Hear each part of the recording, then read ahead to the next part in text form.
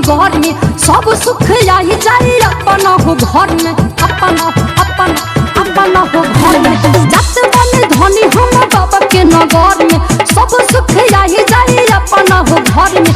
देखो जाने कुंवरिया सब बोल बम बोले देखो जाने सब कुंवरिया बोल बम बोले। घंटी वाला कांवर लेके जई है बलम जी जो हवन टन टन बोले। घंटी वाला कांवर लेके जई है बलम जी जो हवन टन टन बोले। बोले बोले हंसनाथ बाबा के बोले बोले बैजनाथ बाबा के।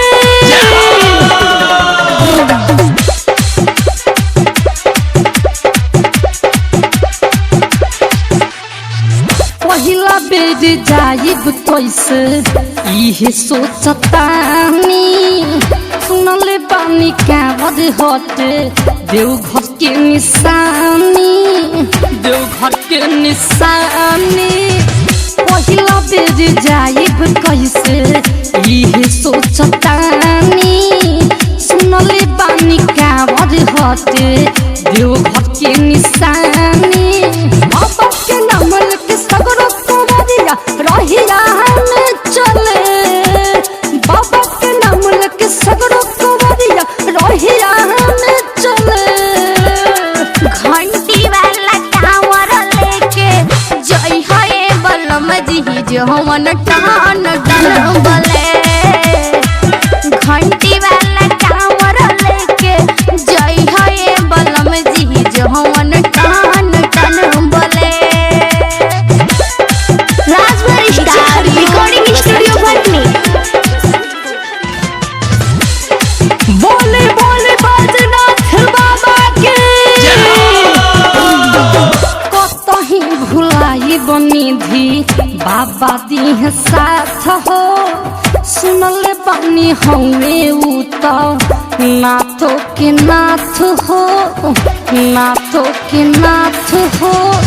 कतही भुलाई बनिधि बाबा दी साथ हो सुनले बानी हमें उ तो नाथो के नाथ हो। राहुल को खिंचलो म खिंच के मस्ती में डोले कुंदन विवेक को चिलो म खिंच के मस्ती में डोले।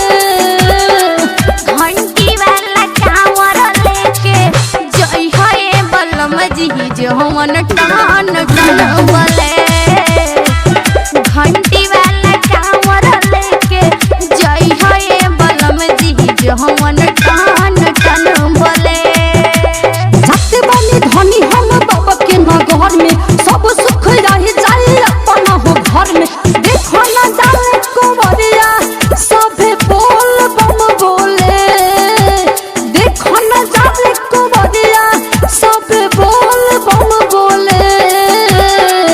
घंटी वाला कांवर लेके जई है बलम जी जो हवन टन टन बोले।